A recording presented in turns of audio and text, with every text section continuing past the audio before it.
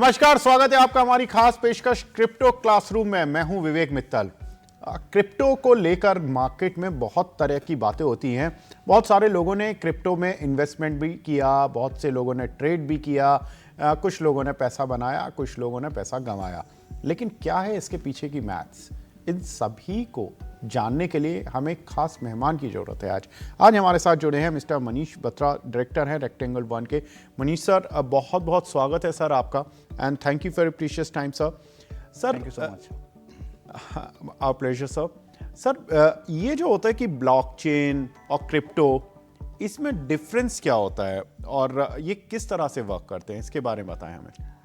देखिए, blockchain and crypto currency में वही रिलेशनशिप है जो इंटरनेट और ईमेल में है। सो इंटरनेट टेक्नोलॉजी है, email is just one part, एक हिस्सा है इंटरनेट का। तो सेम ब्लॉकचेन एक टेक्नोलॉजी है और क्रिप्टो करेंसी उसका छोटा सा एक हिस्सा है। ब्लॉकचेन खुद जो है वो DLT है। DLT stand for distributed laser technology. So blockchain DLT का पार्ट है और ब्लॉकचेन का एक जो प्रोडक्ट है वो है क्रिप्टो करेंसी। तो सर ये बताइए कि जो क्रिप्टो करेंसी होती है और जो नॉर्मल करेंसी होती है, इन दोनों में क्या डिफरेंस होता है? If I compare it like जो आपकी क्रिप्टो करेंसीज में बहुत तरह की करेंसीज हैं, उनको कंपेयर करूं जो इंटरनेशनली यूरो, पौंड, रुपी, डॉलर, इन सभी से, तो इसमें क्या डिफरेंस हुआ? बेसिकली हम लोग क्रिप्टो में जो लैंग्वेज लिंगो यूज़ करते हैं that is fiat currency, right. जैसे रुपया, dollar, pound, Japanese yen, euro, ये फिएट करेंसीज होती हैं। फिएट करेंसीज ये रेगुलेटेड होती हैं, they are controlled by the central bank. India में रिजर्व बैंक ऑफ इंडिया हो गया, सेंट्रल बैंक ऑफ श्रीलंका हो गया, रिजर्व बैंक ऑफ ऑस्ट्रेलिया होगा, बैंक ऑफ इंग्लैंड हो गया, फेडरल रिजर्व हो गया। तो ये सेंट्रल बैंक्स हैं जो उस करेंसी को, उस मुद्रा को रेगुलेट करती हैं। सप्लाई उनके हाथ में, जितना मर्जी प्रिंट करें, जितना मर्जी उसको सप्लाई कर सकते हैं।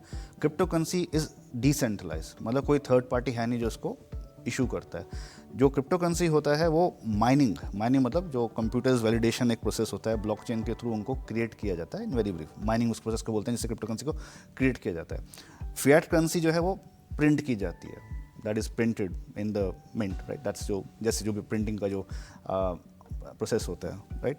तो सप्लाई जो होता है वो क्रिप्टो करेंसी का नॉर्मली डिपेंड करता है अगेन प्रोटोकॉल टू प्रोटोकॉल। जैसे बिटकॉइन का सप्लाई फिक्स्ड है, 21 मिलियन ऑलवेज रहेगा, हमेशा इसका 21 मिलियन रहेगा, फिक्स सप्लाई है। फिएट करेंसी का सप्लाई अनलिमिटेड है। दैट्स वाई यदि आप लॉन्ग रन में देखोगे तो फिएट की वैल्यू हमेशा गिरती है। जैसे इंटरेस्ट रेट्स आप देखिएगा, या हम लोग जैसे अब इंडिया में हम 50 पैसे या 25 पैसे या एक टाइम पर हम लोग आना भी यूज़ करते थे, वो हम लोग यूज़ नहीं करते बिकॉज पैसों की वैल्यू धीरे धीरे गिर जाती है बिकॉज सप्लाई अनलिमिटेड होता है। क्रिप्टो करेंसी का जैसे बिटकॉइन का वैल्यू क्यों यदि इतने टाइम से बढ़ा है? बिकॉज उसका सप्लाई फिक्स्ड है, डिमांड बढ़ेगा, एडॉप्शन बढ़ेगा तो उसका वैल्यू बढ़ेगा। सो मेन जो तीन चीज़ें हैं जो डिफरेंशिएट करते हैं, number one is the technology, वहाँ ब्लॉकचेन टेक्नोलॉजी है, यहाँ पे बैंक्स जो रिजर्व बैंक है या सेंट्रल बैंक है वो उसको प्रिंट करता है। Number two, crypto currency decentralised है, कोई थर्ड पार्टी के थ्रू नहीं है, यहाँ पे सेंट्रलाइज है। थर्ड, सप्लाई का अलग अलग पैरामीटर्स होते हैं। जैसे क्रिप्टोज में कुछ सप्लाई फिक्स्ड होते हैं, कुछ को डिफ्लेशनरी बोलते हैं। डिफ्लेशनरी मतलब उनका सप्लाई धीरे धीरे कम हो रहा है, ओके।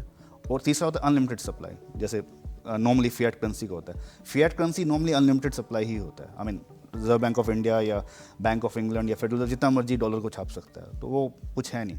बेस्ट पार्ट जो लास्ट में समराइज में मैं करूँ दोनों का डिफरेंस, तो देयर इज़ नो पॉलिटिक्स। जब हम क्रिप्टो करेंसी की बात करें तो उसमें पॉलिटिक्स नहीं होता। आई मीन बिटकॉइन का जैसे प्राइस हर जगह सेम होगा, कोई उसको कंट्रोल नहीं करता। जबकि हम फिएट करेंसी की बात करें, ये जैसे आज की डेट में रशिया यूक्रेन का वॉर चल रहा है, तो आप देख सकते हैं कितना इस समय अलग अलग तरह का पॉलिटिक्स होता है। ऑयल का पॉलिटिक्स होता है, फिएट करेंसी का पॉलिटिक्स होता है, डॉलर का पॉलिटिक्स होता है। अगेन वो खैर अलग टॉपिक है, बट कहने का मतलब है कि crypto is politically free, because it not control by anybody, कोई थर्ड पार्टी इसको कंट्रोल नहीं करती। लेकिन सर, जब इसको कोई थर्ड पार्टी कंट्रोल नहीं करती तो इस पर ट्रस्ट कैसे किया जाएगा? क्योंकि अगर मैं डॉलर को खरीदता हूँ तो मुझे पता है कि अमेरिकन गवर्नमेंट की बैकिंग है उसके पीछे, मैं यूरो खरीदता हूँ तो ECB है उसके पीछे, लेकिन क्रिप्टो के पीछे कोई नहीं है। यू आर राइट, अब बिल्कुल आपने ठीक कहा। देखिए, इसमें जो प्रोसेस है या जो एल्गोरिथम है या जिस मैकेनिज्म इस टेक्नोलॉजी से वो क्रिएट होता है, वो टेक्नोलॉजी ही फुल प्रूफ है। अब जैसे ब्लॉकचेन जो एक टेक्नोलॉजी है जिससे रिकॉर्ड्स को स्टोर किया जाता है, जिससे क्रिप्टो करेंसी को क्रिएट कर जाता है, उसके 3 पिलर्स हैं। पहला पिलर है वो डिसेंट्रलाइज्ड है, कोई थर्ड पार्टी कंट्रोल नहीं कर सकता। और हम, जैसे मैं और आप हैं, सपोज मैंने और आपके साथ कोई फाइनेंशियल ट्रांजेक्शन करना है तो हमें बैंक की ज़रूरत नहीं है। हम डायरेक्टली ब्लॉकचेन पे एक दूसरे से ट्रांजेक्शन कर सकते हैं, right, we can do that transaction, so there is no need for that, जो उसका प्रोटोकॉल है।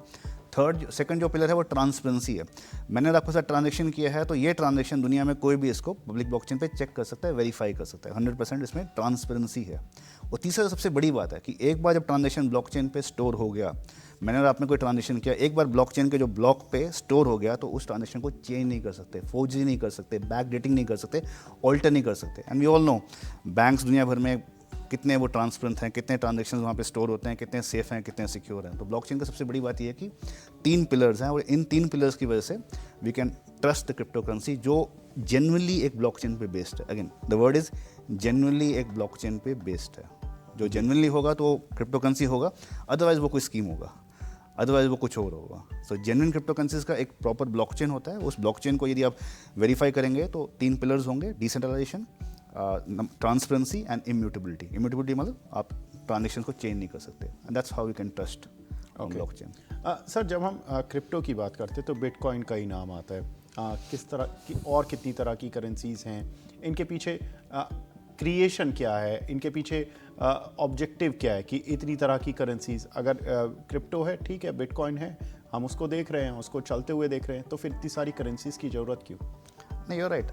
देखिए इट्स बिट लाइक हम शेयर मार्केट में अलग अलग शेयर्स होते हैं, राइट। एचडीएफसी बैंक है इंडिया में, स्टेट बैंक ऑफ इंडिया है, एशियन पेंट्स है, रिलायंस इंडस्ट्रीज है, बर्जर पेंट्स है, तो अलग अलग कंपनीज हैं, राइट। तो ये कंपनीज क्या करती हैं? एक बैंकिंग में है, एक रियल एस्टेट में है, एक कंज्यूमर ड्यूरेबल में है, एक कंज्यूमर डिस्क्रिप्शनरी में। तो इस तरह यदि मैं देखूंगा तो आई थिंक कम से कम 11 अलग अलग कैटेगरीज आपको शेयर मार्केट में मिलेंगे।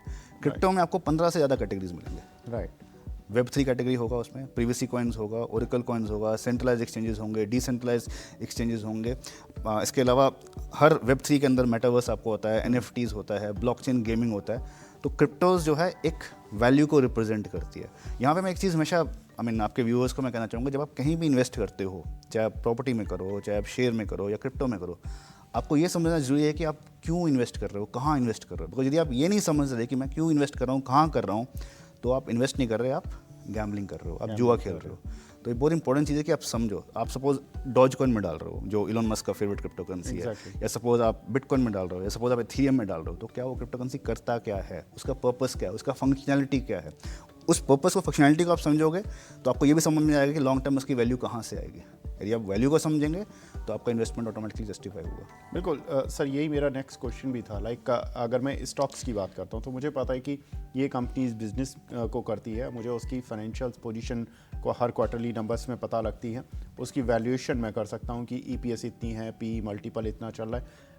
क्रिप्टो करेंसी की वैल्यूएशन कैसे करें, कैसे पता लगाएं कि कौन सी क्रिप्टो करेंसी की एक्चुअल वैल्यू क्या होनी चाहिए? देखिए, क्रिप्टो करेंसी की मैं वैल्यू की बात करूँ तो वो एक अपना एक अलग से आपका सा सेशन हो जाएगा, बिकॉज उसको हम टोकोनॉमिक्स बोलते हैं। टोकोनॉमिक्स में हम कई चीज़ें बेसिकली इंक्लूड करते हैं, but as a starting point जो लोग पहली बार क्रिप्टो करेंसी में एंटर कर रहे हैं तो हम उनको 5 चीज़ें बताते हैं, राइट। Okay. उसको बोलते हैं केक्स। केक्स हम खाने वाले की बात नहीं कर रहे। केक्स का एक एनालिसिस है। C से होता है कम्युनिटी, मतलब उसकी कितनी बड़ी कम्युनिटी है, आप जिसमें इन्वेस्ट कर रहे हो तो कितने लोग उसको अडॉप्ट कर चुके हैं उस क्रिप्टो करेंसी को, कम्युनिटी, दैट्स C।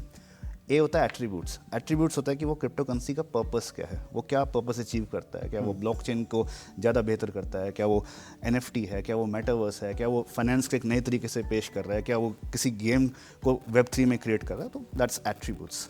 के होता है no the founders, know the investors, no the influencers. जैसे डॉजकॉइन का मैं दोबारा एग्जाम्पल देता हूँ। इलॉन मस्क एक मेजर इन्फ्लुएंसर है जो डॉजकॉइन को, मतलब he likes it. Michael Saylor world का सबसे बड़ा इन्वेस्टर जिसने बिटकॉइन में सबसे ज़्यादा, आई थिंक उनके पास 152,000 बिटकॉइन है, राइट। माइक्रो स्ट्रेटेजी उनके नाम, कंपनी का नाम है, तो उनका सबसे ज़्यादा बिटकॉइन है। So these are the influencers. So know the influencers, know the founders. एक कॉइन है Polygon, the people behind Polygon they are from India.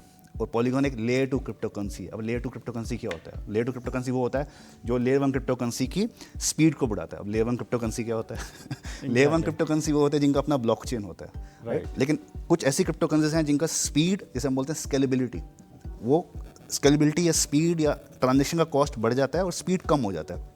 जो लेयर 2 क्रिप्टोज होती हैं वो लेयर 1 क्रिप्टोज के लेयर्स पे काम करके उस पर कंजेशन, उस पर जो मतलब स्पीड होता है, स्पीड को बढ़ाते हैं, कंजेशन को ख़त्म करती हैं। उसी में से एक पॉलीगन है। पॉलीगन के जो पीछे जो लोग हैं वो इंडिया के हैं, जयंती कनानी, संदीप नेलवाल, अर्जुन है। और ये एक ब्लू चिप क्रिप्टो है। जैसे ब्लू चिप के अपने शेयर्स की बात करी तो ये ब्लू चिप क्रिप्टो है। एक बहुत ही इंपॉर्टेंट पर्पस स्केलेबिलिटी का ये सॉल्व करते हैं। तो अगेन पहले मैं आपको बताया कम्युनिटी, उसके बाद आपको बताया एट्रीब्यूट्स, उसके बाद आपको मैंने बताया केक्स, के से बताया आपको no the founders, know the investors, know the contributors, no the influencers. ये होता है एस्टिमेट्स। आप देखिए पिछले 6 महीने, पिछले 1 साल, पिछले 2 साल, पिछले 3 साल, पिछले 5 साल से जब से है वो क्रिप्टो ने कितना रिटर्न दिया, कितना वो ग्रो किया, कितनी उसकी कम्युनिटी ग्रो करी है, आज उसका ऑल टाइम हाई क्या था, आज अपने ऑल टाइम हाई से क्या है, उसकी वॉलिटिलिटी क्या है। तो ये सब नंबर्स हैं, एस्टिमेट्स हैं। उसका सपोज 20,000 क्रिप्टोज हैं, उसमें उसका रैंक क्या है, मार्केट कैप में उसका क्या रैंक है, क्या वो टॉप 10 में है, टॉप 50 में है, टॉप 100 में, या उसका रैंक 20,000 है। तो ये सब एस्टिमेट्स में आता है। लास्ट होता है एस, सप्लाई। क्या उसका सप्लाई फिक्स्ड है, या सप्लाई अनलिमिटेड है, या उसका सप्लाई धीरे धीरे कम हो रहा है, जिसे बोलते हैं डिफ्लेशनरी। जैसे आपको बताया कि 3 तरह का मतलब सप्लाई होता है, एक होता है अनलिमिटेड सप्लाई, एक होता है फिक्स सप्लाई, एक होता है डिफ्लेशनरी। तो मैटिक का सप्लाई भी फिक्स्ड है। तो ये सब चीज़ें यदि आप एक स्टार्टिंग पॉइंट से लेकर चलेंगे तो लेकिन आइडिया कि आप उस क्रिप्टो करेंसी में कैसे लॉन्ग टर्म में उसकी वैल्यू बढ़ सकती है। जी सर, लास्ट क्वेश्चन, एक बिगनर है जो क्रिप्टो करेंसी में स्टार्ट कर रहा है, तो वो जनरली क्या मिस्टेक्स करता है और उन मिस्टेक्स को किस तरह से अवॉइड किया जा सकता है? देखिए क्रिप्टो करेंसी को यदि आपने इन्वेस्टमेंट करना है तो पहले यू मस्ट अंडरस्टैंड कि क्रिप्टो करेंसी क्या है। आप I mean to with all due respect, Telegram में, यूट्यूब में, इंस्टाग्राम में there is lot of information, but वो जरूरत से ज़्यादा है, राइट। एक नया जो पहली बार कोई इसमें इन्वेस्ट कर रहे हैं तो वो आसानी से कंफ्यूज हो सकते हैं। तो मे बी एक डेडिकेटेड प्लेटफॉर्म से दे कुड लर्न, मतलब सीखें कि क्या क्रिप्टो करेंसी है, कैसे इन्वेस्ट करना है। तो यहाँ पे आपके क्वेश्चन पे आते हुए जो इंपॉर्टेंट चीज़ें जो उसको ध्यान रखना चाहिए, नंबर 1 कि वो किस एक्सचेंज में बाय कर रहा है। जैसे क्रिप्टो एक्सचेंजेस होते हैं इंडिया में, कुछ टॉप एक्सचेंजेस हैं जैसे वजीरेक्स है, CoinDCX है, CoinSquare है, Zip है। Bangalore, I love Bangalore because Bangalore को मैं क्रिप्टो कैपिटल बोलता हूँ। बैंगलोर में एक्सचेंज है यूनोकॉइन, वो 2013 से है। Can you believe it? हम 10 साल पहले ऑलरेडी, हमें 8 साल हुए, हमसे पहले ऑलरेडी यूनोकॉइन है जो 2013 से इंडिया में कर रहा है। तो उस एक्सचेंज का जहाँ आप अपना अकाउंट खोल रहे हो, जहाँ अपना KYC कर रहे हो, जहाँ अपना ट्रांजेक्शन करोगे, उसका थोड़ा रिकॉर्ड देखिए कहाँ पे आप उसको स्टोर कर रहे हो। तो ये इंपॉर्टेंट चीज़ है। नंबर 2, यदि आप इन्वेस्टमेंट कर रहे हो तो मैं आपको केक्स बताया, स्टार्ट विद केक्स से आप उसको आइडेंटिफाई करें और उसके हिसाब से आप धीरे धीरे अपने इन्वेस्टमेंट पोर्टफोलियो को आप बढ़ाइए, राइट। देखिए कितना वोलेटाइल है, कितना रिटर्न है, वो आप उसके साथ देखिएगा। लेकिन आप इन्वेस्टमेंट करें, ट्रेडिंग कर रहे हैं तो जो ट्रेडिंग के बेसिक रूल्स हैं, 2 बेसिक रूल्स। नंबर 1, कभी ओवर ट्रेडिंग नहीं करना चाहिए, जितना आपने ट्रेडिंग करना है वो आप कीजिएगा। Number 2, risk management, stop loss रखिए बिकॉज क्रिप्टो बाकी एसेट से ज़्यादा वोलेटाइल है। रिटर्न अल्टीमेट है, it's very good high return, at the same time risk भी ज़्यादा है। तो रिस्क ज़्यादा है तो इट्स वेरी इंपॉर्टेंट कि आप रिस्क मैनेजमेंट को प्रॉपर तरीके से उसको मतलब अपना ट्रेडिंग करें। सो एज अ ट्रेडर आप इन चीज़ों को फॉलो करें, मतलब डोंट ओवर ट्रेड, आप स्टॉप लॉसेस रखिएगा। और यदि आप इन्वेस्टमेंट कर रहे हैं तो मेक श्योर कि केक्स फ्रेमवर्क से आप शुरू करें, और कौन से एक्सचेंज में आप क्रिप्टो को खरीद रहे हैं, कहाँ उसको स्टोर कर रहे हैं, वो बहुत इंपॉर्टेंट रहता है because storing crypto currency is very important. आपने किसी के कहने पे कोई आपने लिंक क्लिक कर दिया, पता चला वो कोई फेक वेबसाइट थी, तो अगेन आपका पैसा चले जाएगा, वापस कभी नहीं आएगा। तो I think storage and security is very important यदि आप पहली बार क्रिप्टो में एंटर करें। ऑफ कोर्स नॉलेज से बड़ी कोई चीज़ है नहीं। बिल्कुल, तो यहाँ पर बहुत सारी चीज़ें हमें समझने को मिली मनीष जी से, और ये बहुत इम्पॉर्टेंट है। और अभी भी बहुत सारी चीज़ें समझनी बाकी हैं, लेकिन वो हम अपने सेकंड पार्ट में बात करेंगे मनीष जी से कि किस तरह से हम इन सब चीज़ों पर वर्क कर सकते हैं। देखिए, क्रिप्टो को कोई ऐसा नहीं है कि मैंडेटरी है कि आप उसमें इन्वेस्ट करें या ट्रेड करें, लेकिन जो लोग इन्वेस्ट कर रहे हैं या ट्रेड कर रहे हैं उनको ये समझना बहुत ज़रूरी है कि क्या बेसिक्स हैं, क्या फंडामेंटल्स हैं, और क्या कुछ इसके साथ रिस्क एसोसिएटेड हैं। तो इन सभी मुद्दों पर बात होगी, और भी चीज़ें होंगी, टैक्स को लेकर बात होगी और इसकी वैलिडिटी को लेकर बात होगी। इन सभी मुद्दों पर बात होगी, लेकिन पार्ट 2 के लिए आपको इंतज़ार करना होगा। लेकिन पार्ट 1 के इस बेसिक एपिसोड में, जिसमें हमने की क्रिप्टो के जो बेसिक्स हैं उनको समझने की कोशिश की और जाना कि किस तरह से क्रिप्टो वर्क करती है। मनीष जी, बहुत बहुत शुक्रिया सर हमसे जुड़ने के लिए और अपना प्रीशियस टाइम देने के लिए। Thank you. तो फिलहाल इस एपिसोड से इतना ही, मिलेंगे सेकंड एपिसोड पे। Thank you.